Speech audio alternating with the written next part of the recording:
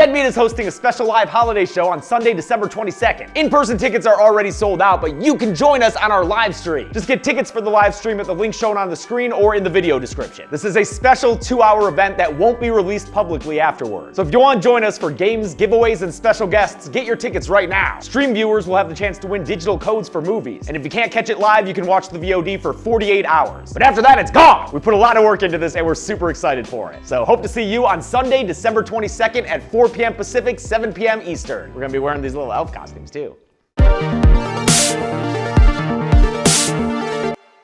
Merry Christmas and welcome to the Kill Count, where we tally up the victims in all our favorite horror movies and show you how they were made. I'm James A. Janice, and today we're looking at It's a Wonderful Knife. Released in 2023. It's a Wonderful Knife is the latest movie that puts a horror spin on a classic film. We've had Groundhog Day but horror, Back to the Future but horror, and Freaky Friday but horror. As suggested by its title, It's a Wonderful Knife is a slasher take on the Christmas classic, It's a Wonderful Life. Stop that! After a serial killer called the Angel terrorizes her small town, a traumatized teenager named Winnie wishes she was never born. Is that gonna be a problem, YouTube? The wish comes true and Winnie realizes how much worse things would be without her, and how many more people would get killed. Oh, thanks, Winnie. Just go ahead and make my job harder. Knife was written by Michael Kennedy, who also wrote Freaky and this year's Time Cut, as well as the upcoming Heart Eyes. It's a Wonderful Life was his late father's favorite movie and a yearly holiday staple for his family, so he decided to pay tribute to it in horror comedy form. It's a Wonderful Life, but what if Jimmy Stewart stopped Jason Voorhees? Directing his script is Tyler McIntyre, who did the enjoyable Tragedy Girls as well as the VHS 99 segment, The Gawkers. He was also one of a few writers on Five Nights at Freddy's. With Knife, Kennedy and McIntyre wanted to satirize the over-the-top sweetness of Hallmark movies. So, if you find it cheesy, they did their job right. Nothing about this movie is subtle, including the bad guy ripped straight from its source material, an evil businessman who wants to bulldoze a small town as part of a greedy real estate scheme. The cheesiness is a feature, not a bug. Oh, also, the movie's gay as hell. We are in fact married and not roommates. Writer Kennedy is a proud gay man, so he writes a lot of gay characters into his movies. Makes sense to me. Dude's writing what he wants to see. As we made the movie and as we were prepping the movie and stuff, it just got gayer and gayer and gayer and gayer and gayer. Christmas horror is a popular subgenre, and this is an enjoyable, festive addition to it. I liked it even more on a second watch, when my brain wasn't tied up trying to track the story. The two lead actors are excellent. Jane Woodop from Yellow Jackets gives a sharp and capable presence to the final girl. And Jess MacLeod from One of Us is Lying is both hilarious and heart-wrenchingly emotional, depending on the scene. But mostly, this is a good Christmas horror movie because it's riddled with holiday cheer and Scream-inspired slasher antics, which of course includes a whole bunch of kills. How much Christmas carnage did this atrocious angel leave under the tree? Let's find out and get to the kills. The movie begins with an ad narrated by Justin Long in his best Uncle Baby Billy cosplay. Spray-tanned real estate mogul Henry Waters is hawking Waters Cove, a giant shopping center he wants to build in the quaint town of Angel Falls. My Angel Falls. Hey, you! He compares Waters Cove to the Grove, an outdoor mall in Los Angeles that's honestly the most Christmassy part of the city during the holiday season, except for maybe Candy Cane Lane. The halls of Angel Falls have been decked the fuck out. Waters flips a switch to light up the town's giant Christmas tree that glows even brighter than his veneers. For this holiday spectacle, production put a 20-foot fake Christmas tree on top of the 12-foot tree their location keeps up all year round. The movie was shot in Vancouver in early spring, when it was still chilly enough to see the actor's breath without CG. It was too late for snow though, so that was sourced from local ice skating rinks that were being shaved. Bubbly teen Winnie Carruthers snaps a blurry photo of the holiday cheer for her school yearbook. She's here with her family, Dad David, Mom Judy, and brother Jimmy, a handsome, popular football player. Jimmy! On the way back to their car, the Carruthers family is ambushed by Waters, who is also David's boss. He's joined by his fail brother Buck, who likes to fuck. Yo, TikTok. If you ever wanted to see my dick, Merry Christmas to you. Stockings aren't the only thing that's hung around here. Even though it's frickin' Christmas Eve, Henry pulls David away from his family for some business! He's a Dickensian bad guy who needs David's help to convince a local elder named Roger Evans to sell his house. It's the last one standing in the way of Waters Cove. Roger is played by William B. Davis, best known as the Smoking Man on The X-Files. He refuses to part with his historical house. He wants to make sure his granddaughter Kara gets to inherit it. Henry won't be able to convince him, no matter how much he bats those baby blues. The The creepy blue contact lenses were Justin Long's idea. He wanted to base Henry Waters on prosperity televangelist Joel Osteen, which I was able to clock right away. Other influences included 80s movie villains like Ted from Revenge of the Nerds, with a little Bill Clinton sprinkled in. Come on, Roger, sell the house, then we can go get some Mickey D's. Long was only on set for a week to film Knife, which he was able to do since he was already in Canada shooting the Goosebumps TV series. During production, he'd FaceTime friends and record videos of himself in character. I'm so glad that I'm blowing up on that talk. On that tick. Back at the Carruthers home, Judy gives Jimmy a rainbow ornament in a show of cloying maternal support. For my gay son. The place gets gayer when Winnie and Jimmy's lesbian aunts arrive, donning all their gay apparel. Aunt Gal is played by Canadian horror icon Catherine Isabelle, who's been in, like, so many things, guys, including Freddy vs. Jason and Bones. Her character name, Gail Prescott, is an obvious reference to Gal Ann Sidney from Scream, a major influence on this movie. And speaking of influences, her wife Karen is played by Cassandra Nell, last seen on the Kill Count an influencer. Although she loves them, Winnie ditches her fam for her boyfriend's Christmas party. Get fucked up! Gail. Judy! She goes with Kara, granddaughter of Roger Evans, who happens to be her BFF. You can tell since they've got a secret handshake. Kara's feeling stressed about the rising tide of Henry Waters, always pressuring her pop-pop to part with his place. Poor guy just wants to live out his retirement in peace, but he can't with people knocking on his door all night. He goes to answer it, only to find there's no one there. Huh, that's weird.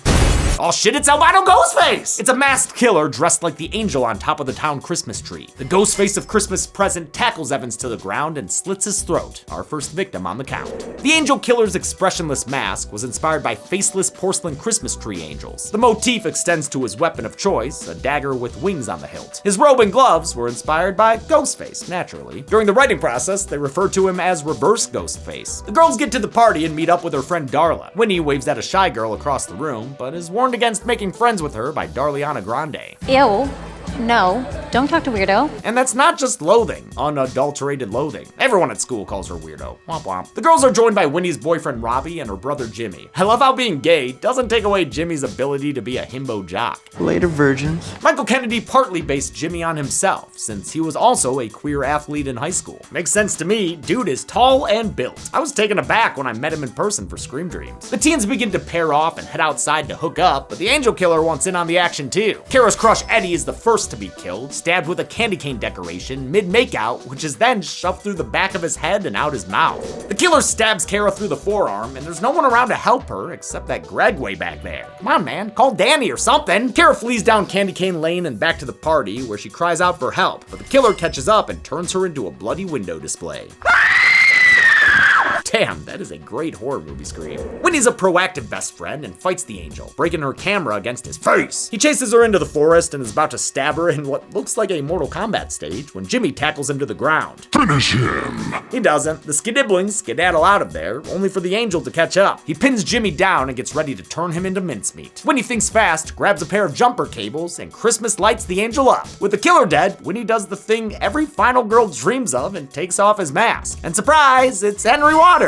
Only 16 minutes in and we've killed the killer and revealed his identity. I don't know what else to do at this point, except for maybe a title card. It's also a good time for a commercial break. This time, one featuring David and Jimmy. With Waters dead, Carruthers Family Realty has become the biggest name in town, bringing them local notoriety and wealth. It's Christmas Eve again, 1 year after Henry Waters' murder spree, and Winnie's not really feeling the holiday spirit. She's grieving her dead best friend, and she just got rejected from the photography program at NYU. Maybe you should have learned to focus your camera, Win, or, you know, not still be using that busted ass one. The rest of the Carruthers fam is merry and bright, especially David. Do you smell that? It's Christmas. That night, the family gathers around to watch Hallmark movies and open a Christmas Eve gift. Winnie gets a pink velour tracksuit, an unsubtle encouragement for her to exercise more. Even worse is that she's pressured to try it on for everyone. Jesus Christmas. It's the teenage girl version of the pink bunny suit in A Christmas Story. He looks like a pink nightmare. Meanwhile, Jimmy's Christmas Eve gift is a shiny new truck. He's clearly become the favored child thanks to working with his dad. Dad gets me a lesbian tracksuit? Hey, we would never wear that. Sorry, Aunt Gail. Yeah, you should be sorry, Win. Your gay aunts are the only ones who recognize the sibling inequality. Her parents are completely clueless and just happy to be rich, I guess. They don't see the trauma their daughter's living with. I killed Mr. Waters. I burnt him to a crisp, and we never talk about it. The town never talks about it. To get inside Winnie's emotional state at this point, Jane Woodop researched what it was like for people who killed someone in self-defense. A lot of it is just pure grief. She leaves the bad vibes and heads to Robbie's Christmas party. It's kind of like the one from last year, only the teens are joined by a random middle-aged neighbor for some reason. Oh, I see, the reason is drugs. Weirdo's there too. Her real name's Bernie, but the other kids are sticking to the moniker. Get out of here, weirdo. You have a very good name. Winnie finds her boyfriend in the laundry room trying to stuff Darla's stocking. Turns out they've been hooking up behind her back for the past year. Merry Shitmas! Winnie tells them off and takes a walk, thinking about how she has no school, no boyfriend, and a dead best friend. Wait a minute, is that an Aurora Borealis? This time of year? Localized entirely in Angel Falls? Like George Bailey in It's a Wonderful Life, Winnie gets to a bridge and contemplates the crappy new year. Everyone would be better off if I was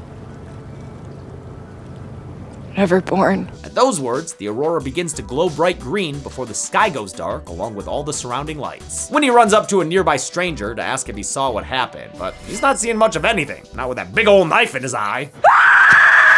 The angel is here and he's killing again. So Winnie runs screaming until she finds a police car. It belongs to Buck Waters, who is now sheriff of Angel Falls. Oh, and he has no idea who she is. In fact, no one does. Winnie's wish came true, and she's now in a version of Angel Falls where she was never born. Because of that, no one stopped the angel's reign of terror last year. Without Winnie, the killer kept racking up bodies. The angel strikes every couple of weeks.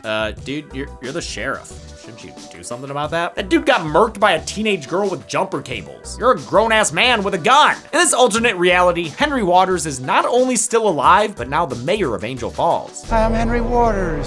You okay? Not really, dude. Winnie hasn't figured out what's going on yet, so she runs home to her family only to find a jingle hell. Her mom's drunk, her dad's depressed, and her brother Jimmy is dead. Without Winnie there to save him, he was killed last Christmas at Robbie's party. This new reality finally starts to sink in for Winnie after David does the Bizarro Universe's math. I had one kid. Now I have none. Dude got an A in Bizarro math. With nowhere else to go, Winnie heads back into town where she finds some townspeople. They live like it's they live, burning trash cans and everything. There's a nightly curfew in effect to keep people from being killed by the angel. And why do they still have an angel Christmas tree topper? That's kind of fucked up, man. It'd be like Woodsboro having ghost face decorations everywhere. Oh, okay, never mind, I guess. In this universe, Henry Waters owns everything in town. And while the surrounding area is destitute, standing there shining brightly is Waters Cove. He's successfully constructed his gleaming beacon of commerce. To capture a dark and gloomy Angel Falls, aka Demon Falls, they had to shoot in the dark. The cast and crew did weeks of night shoots, oftentimes in the rain. We worked from 7 p.m. until 7 or 8 a.m. like every night for 2 weeks straight. It felt like a little bit like living in a void. But Woodop's positive attitude helped their co-stars get through the grueling process. Jane's soul sparkling energy makes the rest of us like come alive, and we're like, okay, if you could do this, we could do this. Winnie goes to Robbie's annual party, which is like the bad kids version of the one in her universe. They're blasting metal, doing anti-Santa graffiti, and smoking some Christmas crank. It's an X-rated Xmas. Everyone's looking at Winnie like she's a creep, like she's a weirdo. Oh, wait, no, that's weirdo. My bad. She finds Bizarro Bertie, who's strangely happy to see her. You don't know me, right? That's right, I don't. I guess she's just stoked to be acknowledged. That is, until Winnie has an existential crisis in front of her. I think I'm dead or invisible. I can see you. We all can see you, so you're not dead or invisible? Right. Seeing Darla and Robbie still together in this alternate reality is her breaking point, so she stumbles out into the snow, where guys are kicking each other in the nuts by the light of a roaring garbage fire? Wait, is alternate Angel Falls actually kind of cool? Angel Falls Prime has a saturated, classic Christmas look. It almost looks like it was made for TV, which is by design. Conversely, Demon Falls has a cooler palette and a dingier look. The snow has gone from fluffy and white to dirty and gray. The Christmas lights and red solo cups have all turned blue. And the landscape as a whole has a colder, more corporate feel. Kennedy was inspired by Back to the Future 2 for this tonal shift into a dystopia. It was like fun to kind of go from like syrupy sweet to like kids doing meth. You know? Yeah. The angel crashes the party again, attacking neighbor Pete while he's enjoying some festive meth and Christmas lights. It starts a short chase scene where we see that the angel's a clumsy motherfucker just like Ghostface. Great! Neighbor Pete is killed in an annoyingly blinky scene by getting axed in front of the window. Damn, the blood really pops on that white though. Nobody notices the murder since they're too busy getting fucked up at this lame-ass party that has the local news on TV. Bernie gets picked on some more until Winnie stands up for her and they leave together. Quit pursing your lips, Vicky. Your mouth looks like an ass. asshole. Come on, weirdo. Let's fucking go. Haha, asshole mouth. Hey, pucker up. Wait, no, that's a fart.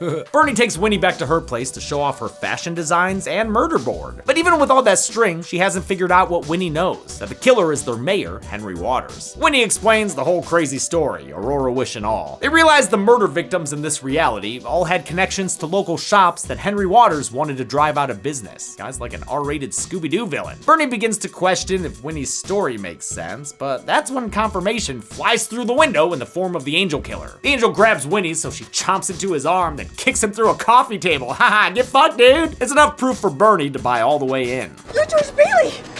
Will you be my Clarence? Absolutely! So, a little info for that line, since I'm guessing a bunch of you haven't seen the 1946 Frank Capra Christmas classic, It's a Wonderful Life. Which you really should, by the way. It's an incredible movie that completely holds up today, I'm serious. In it, a down-on-his-luck George Bailey finds himself in a similar situation to Winnie when he's visited by his guardian angel Clarence. He shows him an alternate reality where George was never born, and turns out everything sucks without George around. Clarence is a total sweetheart who helps George realize how valued he is. That's what Winnie is asking for from Bernie here. They head to the movie theater where Bernie works, which is screening A Christmas Carol, and hang on, I Know What You Did Last Christmas? Please tell me we get to see some of that. Ah, damn, they watch A Christmas Carol. Cowards. The girls settle in for a long winter's nap, and some hand-holding. Ooh, we must know, can this movie go gayer? I know we just met,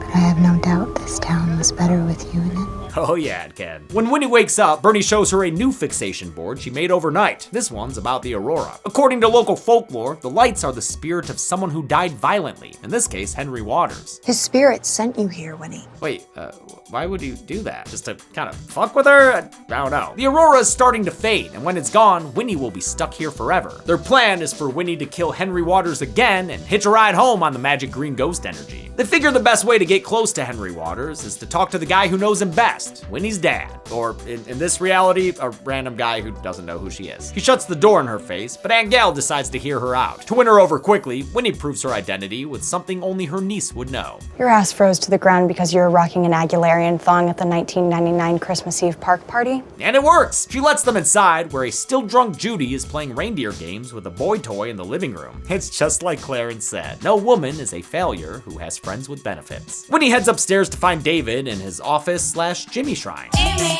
They share memories of Jimmy and shed a few tears. David describes his pain in a thematically appropriate way. One person, one life, can change everything just by being gone.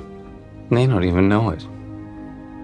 And they are so lucky that they don't get to see the pain they left in their wake. Winnie decides to take the opening and tell David who killed Jimmy, but he refuses to believe that his boss and best friend Henry Waters could ever do such a thing. He goes full Tara Carpenter on her. So get the fuck out of here! Winnie goes downstairs and tries to make good with her mama, but Judy's so far gone, it's about to make her sister ginger snap. You hear me, Judy? You're a goddamn mess! Before they can figure out if it's worth giving her kind of family a second chance, they find the angel carving up Judy like a Christmas roast and serving up her side piece as a side dish. Nice BOGO, dude. The angel chases them upstairs, where Winnie bashes him with a family portrait. He takes a tumble down the stairs in true Ghostfacian fashion, knocking him out cold. We have to step over him. Oh shit, it's the Scream 2 cop car scene all over again. Only, unlike Sydney, Winnie takes full advantage of the advantage. She unmasks the killer, revealing not Henry Waters, but her father. In this reality, the grief of losing his son completely broke David Carruthers. He's been doing Henry Waters' dirty work and killing whoever he's told to. Hell, he even murdered Gal's wife Karen, which is why she's nowhere to be found. Damn, David, hardly a pillar of your community. This new revelation means that if Winnie wants to get back home, I have to kill my own dad? Correct. Fucking Christmas, right? They set a trap for David at the movie theater, but a surprise appearance from Robbie and Darla ruins their best laid dummy plans. David shows up while they're distracted and stabs Gal in the back, bringing this universe's cool lesbian ant count to 0.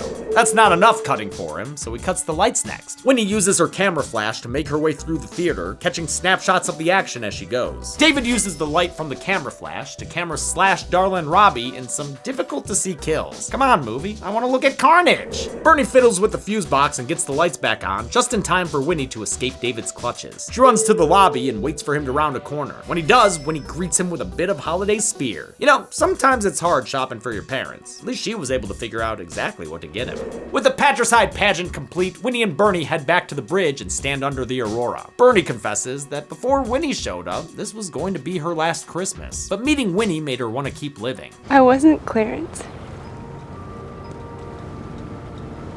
You were. It's a real sweet moment. The two exchange a tearful hug, and there's definitely a vibe. Where's some mistletoe when you need it? Everyone pretty much is gay in this movie. Winnie wishes for things to go back to the way they were, but nothing happens. Sorry, Winnie. Guess you killed your dad for nothing. Back to plan A. Time to kill Henry Waters. Again. In the town square, Waters is holding some weird Christmas assembly where he sorts the citizens into naughty and nice groups. Only stepping on Santa's turf. Brother Buck has been naughty, and not in the way that you'd expect. Sheriff Buck here. Put in for a transfer. In Angel Falls, being naughty doesn't mean a lump of coal. It means getting stabbed in the throat in a public execution that's strung up as a Christmas tree topper. Dude looks ready to invest in a fancy restaurant. Nobody but Winnie and Bernie seems to give a shit though. They'll just stand there and watch with Village of the Damned eyes. I'm not really sure what's going on here. Henry Waters has mind control powers all of a sudden? I guess Winnie's presence was the only thing holding back his latent psychic abilities. Metaphorically, Waters has taken control of these grieving people in a vulnerable state, just like many a grifter before him. It's something that was foreshadowed by Roger Evans earlier. Why do you want to turn them into your drones? And in another somewhat random late game reveal, Waters tells Bernie that he fucked her mom? What a barbarian. His drones pull her and Winnie up on stage, but as he gears up for a big speech, Bernie rings his bell so hard and Angel gets their wings. He tries some more of his Xbox Live material. Ooh, you like it rough, huh? Just like your mom. But that just makes Winnie and Bernie beat the shit out of him some more. They throw him into the crowd where he's mobbed by his constituents Dawn of the Dead style. But that's not the end of the Waters line just yet. You dumb little slut. You just made my naughty list. Probably should have checked that list twice because Bernie stabs him in the gut, breaking his spell over the townspeople. Okay, yeah, sure, okay. Now that Waters has gotten his shit rocked around the Christmas tree, the aurora glows bright green again, full of enough murderous magic to send Winnie back home. The girls kiss goodbye beneath the glowing night sky, which wasn't originally scripted. It was scripted at the end when we go back into the regular reality from the alternate reality that we hug. But as the two actors began working together, Jane Widdop and Jess MacLeod both agreed the characters had a romantic relationship. We could just tell, like there was romance there. And if anybody else had been cast as Bernie, it just wouldn't have worked. Director McIntyre picked up on their chemistry, and it all snowballed from there to give us this climactic kiss. Oh, that's nice. Winnie wakes up in bed wearing the pink tracksuit. She's back home, and she's so thrilled, she's not even bothered by the knowledge that her dad is one family tragedy away from becoming a serial killer. Even though we're back in the big truck timeline, her parents are for some reason no longer douchey. In fact, they've gotten her a new camera for Christmas. Really should have led with that instead of the tracksuit. Winnie's elated until she remembers Bernie and her not so merry Christmas plans. She runs to her house and bangs on her door and is relieved when a still living Bernie answers it. Somehow, Bernie remembers everything that happened in the other Angel Falls. Does that mean Bernie Prime got poofed away or something? How does this make sense? I don't think it does, but fuck it. Merry Christmas, y'all, and to all a good knife. How many Angel Falls townsfolk got Christmas slain? Fuck, I forgot to come up with a to the numbers bit again. Man. Oh, great aurora in the sky. I wish I had never started doing these couch gags in the kill count.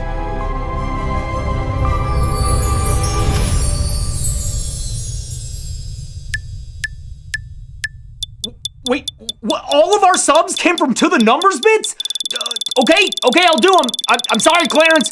I learned my lesson. I'm doing it now.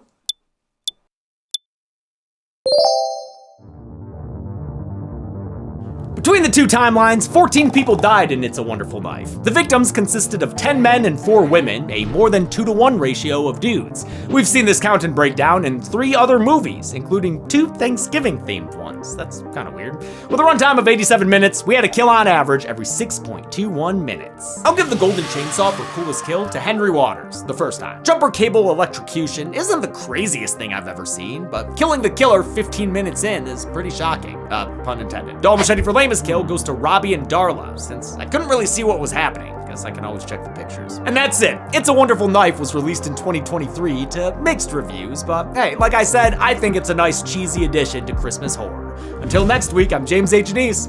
This has been The Kill Count. on the next Kill Count.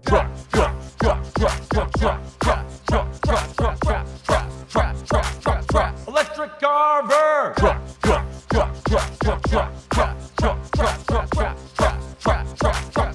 Esposito!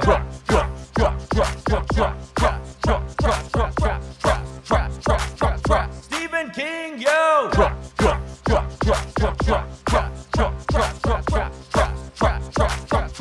Maximum Overdrive. Maximum Overdrive can currently be watched on the pictured streaming platforms. Demi always recommends you watch the movie for yourself before its kill count. It's the only way to have your own properly informed opinion. Kill counts are never meant to replace the experience of watching a film. Thanks a lot for watching this Kill Count for It's a Wonderful Night. This was this year's Christmas special, obviously. I guess it's not special, this is the Christmas episode. So add another to the playlist. That playlist is probably pretty long with all the Christmas themed horror movies. Maybe next year I'll do the thing where like every episode in December is a Christmas Kill Count. I don't know. Next year I'm just doing whatever the fuck I want, man. Fuck it. I don't give a fuck. If I want to do a little bit of this, I can do this. Ain't no one gonna stop me from doing this shit. Maybe I'm a little bit of a snake. Maybe I'm a snake, you know? A little bit. What if I just like fucking fell? Be like that Mr. Show sketch with the thimbles. Or if there's some patrons like Daniel Gray, D, Divine D. Are you the same D or are you two different Ds? DD, Faye Quinn, the Embro Friends or Thembro Friends? Thembro Friends, okay. And Mason Mason Tuttle. He's not a turtle. He's not a turtle. Turtle, no, none of that. Get out of here with that. Be good people. Yeah. What am I on today?